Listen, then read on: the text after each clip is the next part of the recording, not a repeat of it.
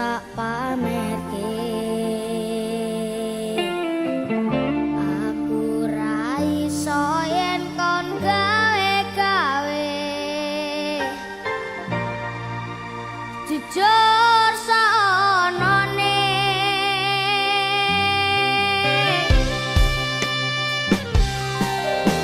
sapa wonge sing ra lara ati. Wis ngancani tekan semene. Nanging kabeh ora ana artine. Ra ana ajine. Wong kok ngene kok dibanding-bandingke. Saeng-saengke ya mesti kalah. Tak oya aku ya ora mampu. Wong sakuatku mencintaimu. Ku berharap engkau mengerti. Di hati ini hanya ada kamu.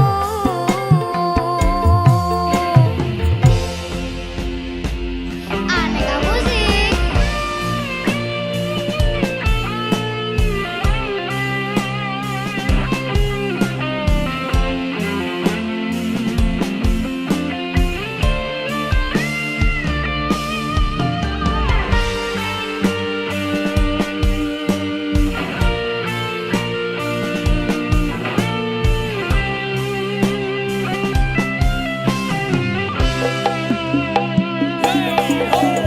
Sapa wonge sing ra lara wis ngancani tekan semene. Nanging kabeh ora ana artine. Ra ana ajine. Wong kok ngene kok dibanding-bandingke.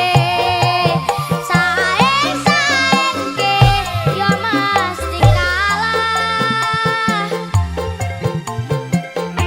Tak oya aku ya ora mampu.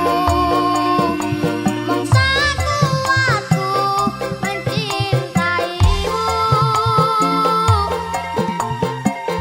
Wong kok ngene kok dibanding-bandingke. Saeng-saengke ya mesti kalah. Tak oya aku ya ora mampu. Wong sakuatku mencintaimu. Ku berharap engkau mengerti. Di hati ini hanya ada kamu. Ku berharap engkau mengerti. Di hati ini hanya ada kamu.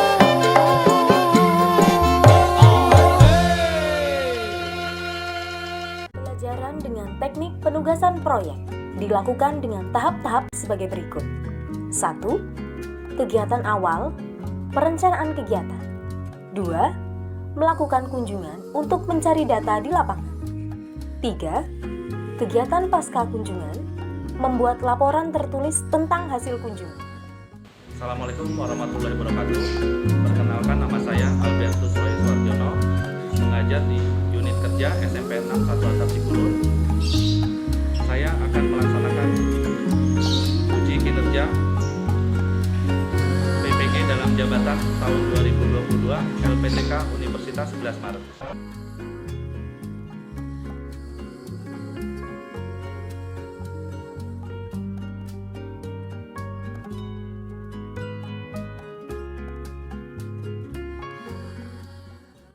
Assalamualaikum warahmatullahi wabarakatuh. Ya. Alhamdulillah pada hari ini bisa bertemu lagi pada pembelajaran PPKN. Oke. Kita lanjut materi yang kemarin tentang kedudukan dan fungsi Undang-Undang Dasar Negara Republik Indonesia tahun 1945 ya.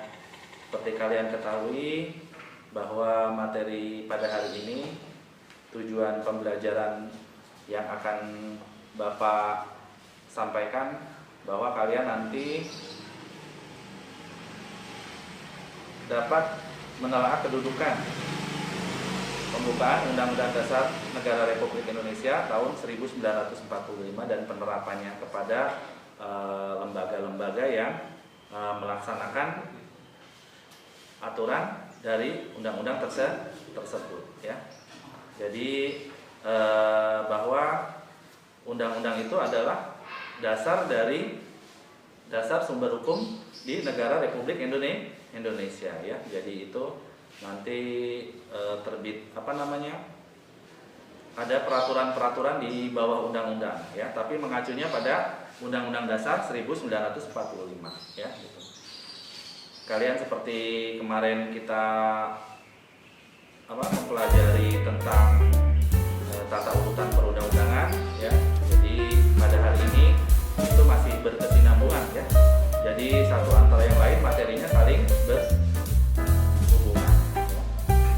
Oke. Sifat dan fungsi Undang-Undang Dasar Negara Republik Indonesia tahun 1945. Di sini ada yang tertulis ya, singkat dan supel, memuat norma-norma ya, merupakan peraturan hukum positif yang tertinggi ya. Artinya di sini sifat Undang-Undang Dasar itu tertulis ya. Jadi kalau kalian punya ya buku undang-undang, Bapak juga ada ya tertulis, artinya bahwa sifat undang-undang itu ada buktinya gitu kan, tertulis dan mempunyai satu dokumen ya. Singkat dan supel ya, artinya singkat di sini mudah dipahami ya oleh kita sebagai siswa, kalian sebagai siswa, Bapak sebagai guru dan masyarakat Indonesia ya, bahwa undang-undang itu harus dimengerti ya, dipahami, mudah dipahami ya. Kalian sebagai siswa bisa menerjemahkan, bisa menelaah, bisa menerapkannya dalam kehidupan sehari-hari. Dan supel ya, supel artinya memuat norma-norma, aturan, kaidah yang merupakan tata aturan dalam berkehidupan ya, berkehidupan kebangsaan negara Republik Indonesia ya. Kita sebagai masyarakat Indonesia harus patuh terhadap norma tersebut ya, terhadap undang-undang ya. Itu undang-undang itu memuat hak-hak dan kewajiban kita, kalian juga sebagai warga negara, masyarakat Indonesia sebagai warga negara, kalian sebagai calon-calon pemimpin bangsa Indonesia yang merupakan pengganti bagi generasi ke depan ya, generasi depan yaitu kalian ya. Sekarang ini di SMP kelas 8 kalian merupakan calon-calon pemimpin bangsa. Bapak nanti pensiun, presiden juga nanti berganti ya, gubernur, bupati, siapa yang menggantikan rombongan kalian ya. Jadi seperti itu, kalian harus belajar dengan sungguh-sungguh ya, dengan sungguh-sungguh, dengan baik ya, mematuhi aturan dan norma yang berlaku dalam hukum di masyarakat dan lingkungan sekolah ya. Contohnya di sekolah apa ya, dengan adanya tata tertib, itu adalah peraturan ya, undang-undang ya, undang-undang kelahiran dari Undang-Undang Dasar 1945 itu merupakan cerminan bahwa sekolah itu mempunyai aturan atau mempunyai tata tertib ya, tata tertib yang harus dilaksanakan ya oleh semua stakeholder, semua jajaran yang ada di sekolah ya, baik itu kalian sebagai siswa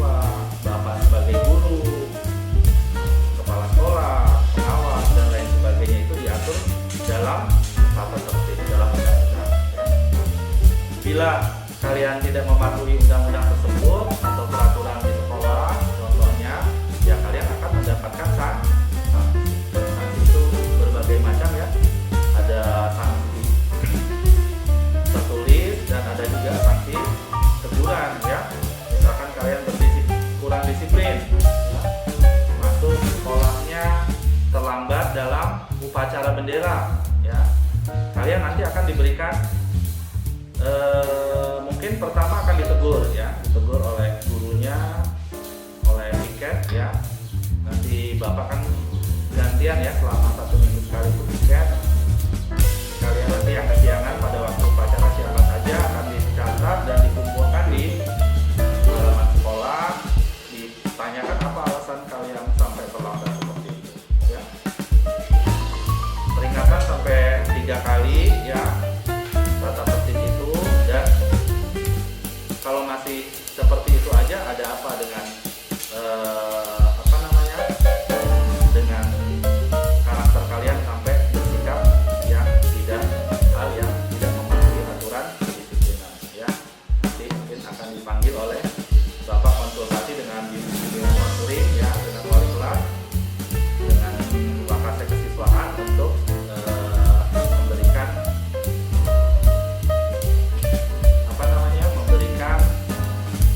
peringatan kepada kalian yang tidak melaksanakan kedisiplinan.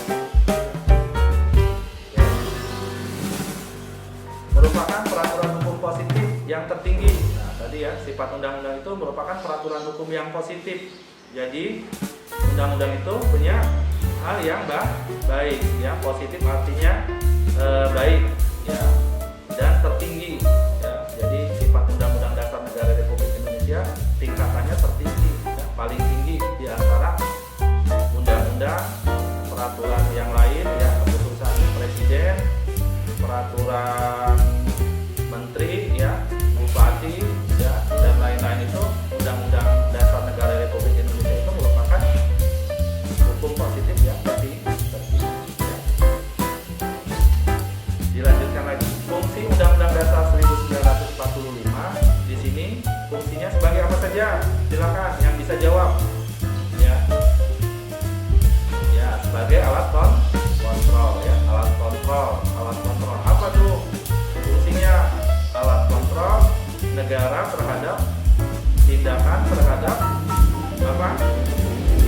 Kegiatan di negara Indonesia ya, apa luar lingkupnya itu merupakan kontrol, merupakan basic dasar untuk mengetahui sesuatu yang melanggar atau tidak ya. Kontrol itu artinya mengawasi ya, mengawasi tindakan positif atau tidaknya sesuatu kegiatan ya, seperti itu.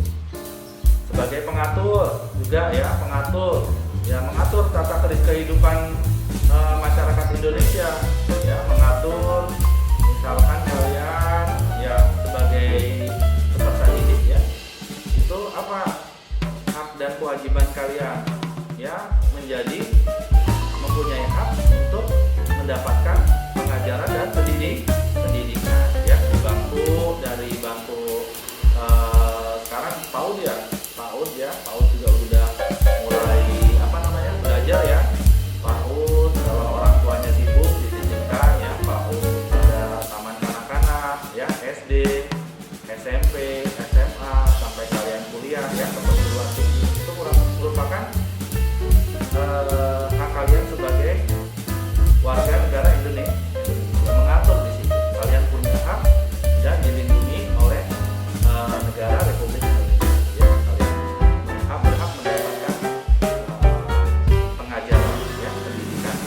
Jadi sekolah-sekolah memberikan peluang kepada peserta didik kalian sebagai siswa dimanapun itu berada, kalian mau sekolah dimanapun, insya Allah diterima ya. Yang penting kalian mempunyai etikat untuk mau belajar. Mungkin aturannya berbeda, misalkan kalian di Cikulur SMP 6 mau pindah ke Jakarta, itu kan mungkin di sana ada aturan lagi Pak, ada aturan lagi seperti apa. Nah di sana nanti kalian mengikuti ya apa yang disarankan oleh sekolah di sana. Misalkan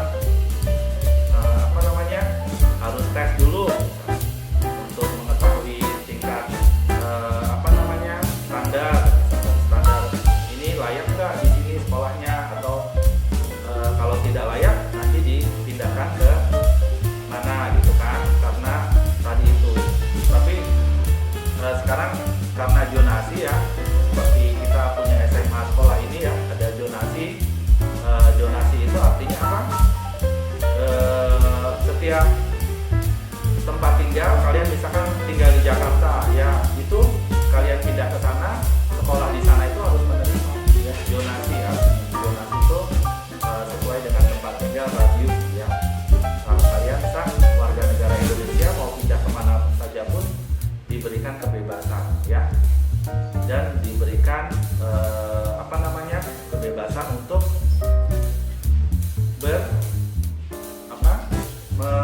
meningkat pendidikan ya, menimba ilmu dimanapun ya berada. Pengatur ya, tadi sudah mengatur, di sini penentu ya. Jadi penentu kebijakan itu dengan Undang-Undang Dasar 1945. Ya, misalkan sekarang lagi rame-ramenya ya demo tentang BBM ya, bagaimana itu diatur oleh undang-undang ya. Itu sebelum dinaikkan pun sudah rapat DPR, antar DPR ya, dirapatkan dulu bagaimana ya. Terus gimana Pak demo itu terhadap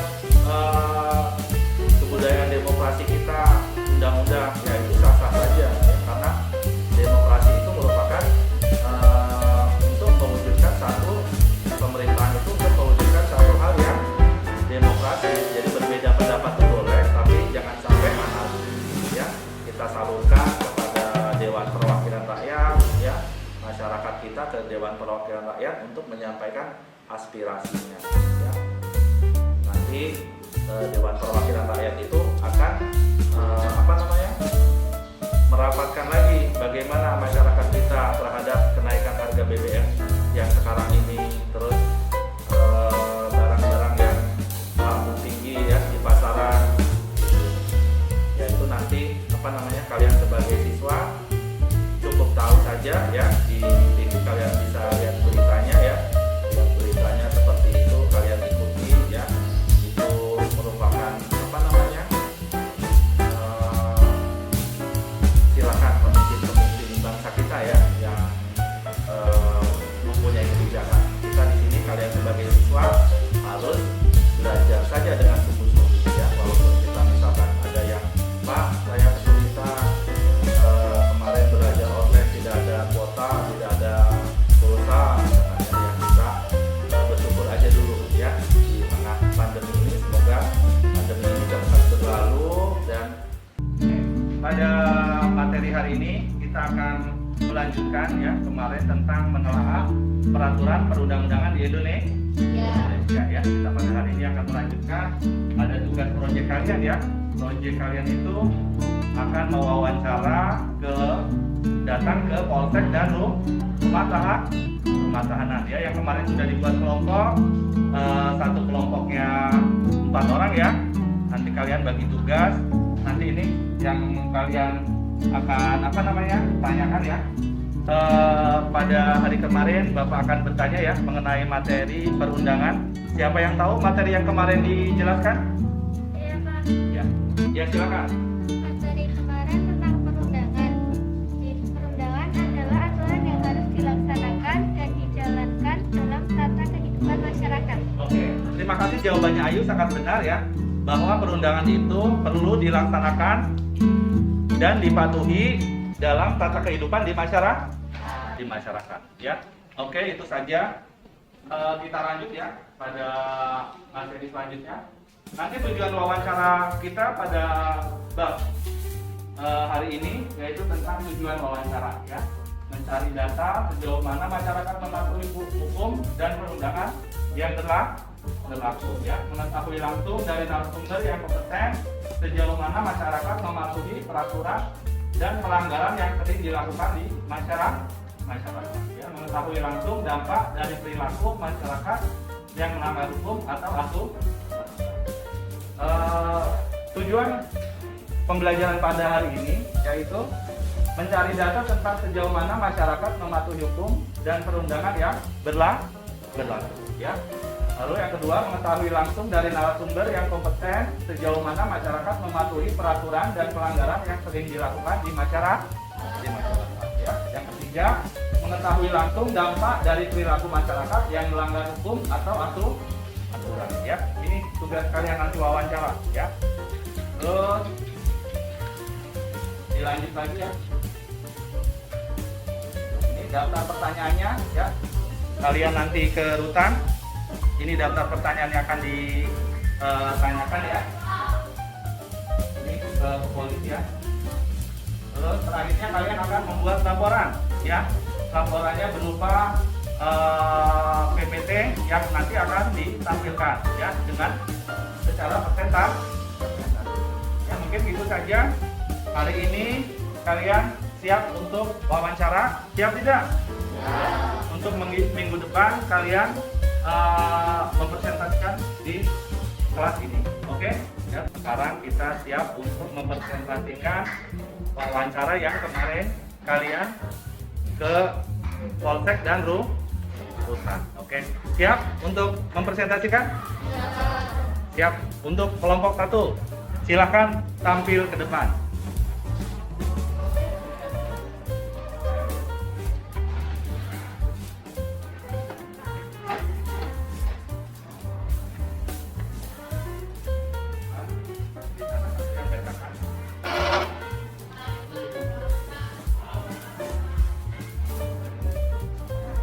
Oke, tepuk tangan dulu.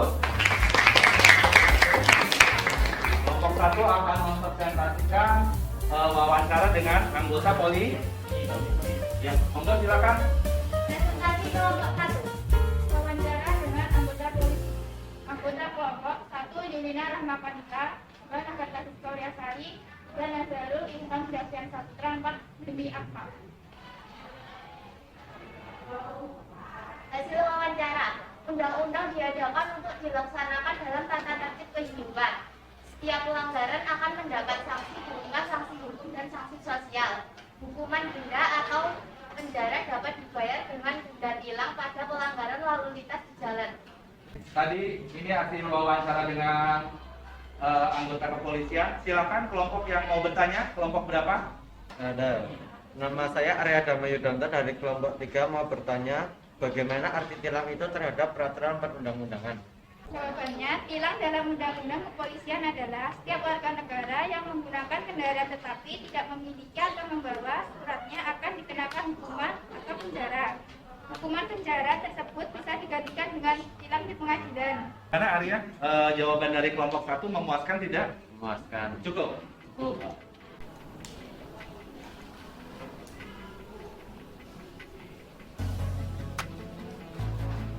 Ya, terima kasih kepada kelompok 1.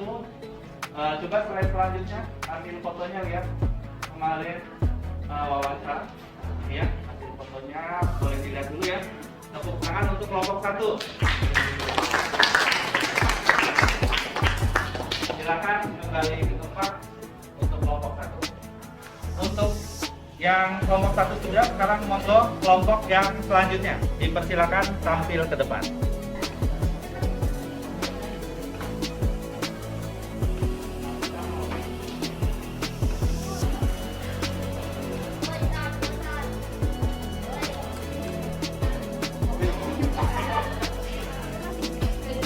Apa-apa boleh. Ini kan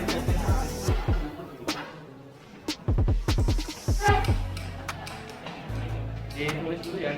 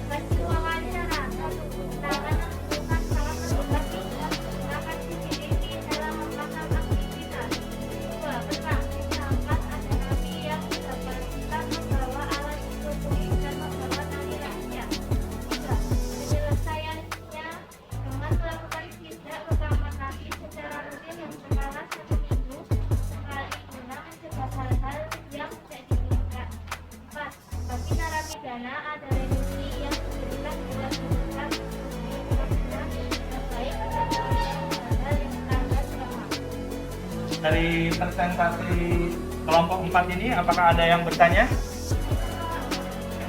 Saya, Pak. Bagaimana bila ada napi kabur atau melarikan diri dari lembaga pemasyarakatan, apakah akan mendapatkan remisi? Ya, terima kasih. Pertanyaan yang sangat baik dari kelompok 2 dijawab oleh kelompok 4. Napi yang kabur atau melarikan diri bila tertangkap akan diproses dan tidak akan mendapatkan remisi karena dia sudah mencoba melarikan diri dari pembinaan dan lembaga permasyarakatan. Ya, betul sekali ya. Jawaban dari kelompok 4. Jadi tadi dari kelompok 1 dan kelompok sampai kelompok 4 sudah mempresentasikan hasil wawancaranya ke Polsek dan rumah tahanan. Ya, silakan untuk kelompok 4 kembali ke tempatnya.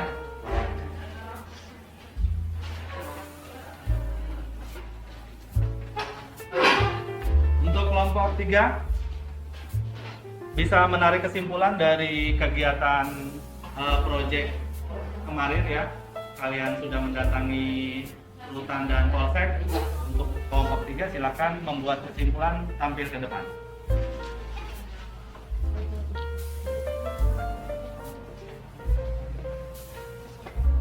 Ya, tepuk tangan untuk kelompok 3.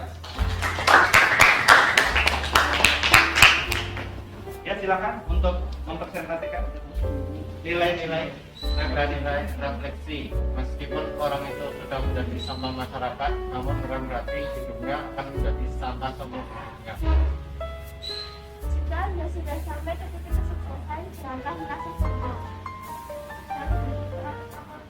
Apa yang kita Jadi inilah nilai-nilai refleksi yang kalian sudah praktekkan kemarin ya, dengan datang ke rutan dan ke polsek ya. Terima kasih atas kegiatan pembelajaran pada hari ini. Kepada kelompok 3 dipersilakan untuk duduk kembali.